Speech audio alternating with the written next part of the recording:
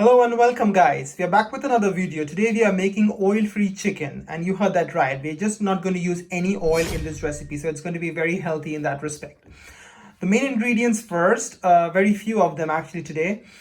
We have chicken here, as you can see. Besides that, we are going to use tomatoes, chopped onions, some ground spices here, ginger garlic paste, our homemade garam masala, and salt to taste. The exact quantities are provided in the description box. Please do have a look. Let's get started. So let's start with the first step, guys, of mixing all the ingredients except for the garam masala. We will put everything that we have in a pan.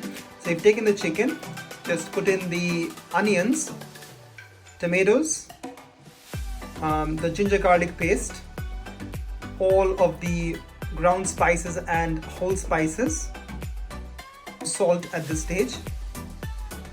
This is really the only step here. We are not going to use any additional oil, as I mentioned to you previously. Neither are we going to use water, because while we are cooking the chicken, water is going to be released, and we also have put in onions and tomatoes in there. So therefore the chicken is going to cook within the fluids contained in them. As you can see, the ingredients have mixed well with the chicken, and now what we've done is we've turned on the flame to low medium, and then we're just going to cover it and slow cook it until the chicken is completely done, with occasional stirring. So let's just let the chicken cook and see you after 10 minutes to see where we are.